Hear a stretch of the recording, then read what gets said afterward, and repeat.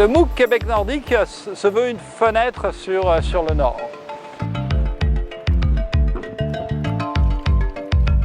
Il y a une longue tradition de recherche en sciences sociales sur le Nord qui existe au Québec, qui est née avec Louis-Edmond Hamelin, qui a fait un effort de penser le Nord et de le penser pas uniquement du point de vue du Sud, de le penser dans sa spécificité. Mon modèle, il est très exigeant. Il est exigeant comme c'est que le Nord aime davantage le Sud, que le Sud aime davantage le Nord. Et là, à partir d'un certain minimum, en fait, d'acceptation du Nord et du Sud, là, peut-être que ça commencera à se produire un peu plus rapprochement.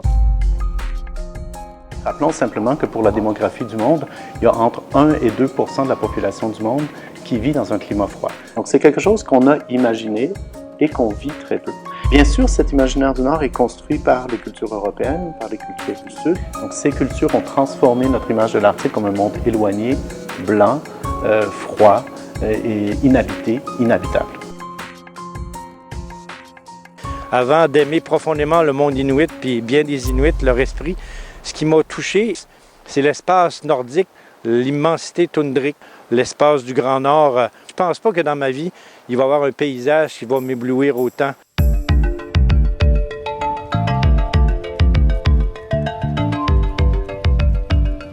On a tendance à penser que c'est toujours le Sud qui doit développer le Nord.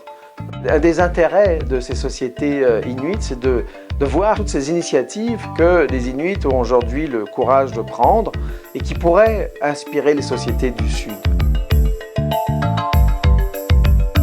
Bien que je travaille dans le Nord depuis maintenant plus de 30 ans, je vais intervenir dans ce cours-là, mais en fait, l'objectif du MOOC, c'est de donner une voix aux habitants du Nord. The biggest part, I think, about well-being is in connection with the land. So that's important. But at the same time, I think it's important that if there's to be a development, to find a balance.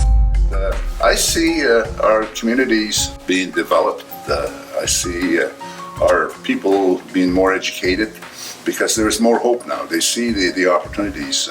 They see a reason why they should get training, why they should go to school.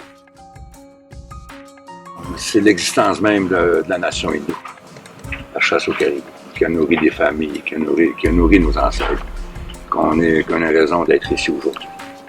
Okay? Évidemment, avec la transition des temps modernes, avec l'évolution, la technologie des Blancs nous a amené aussi à nous assimiler vers ça. Donc, comme moi, je vais être peut-être un chasseur comme mon père.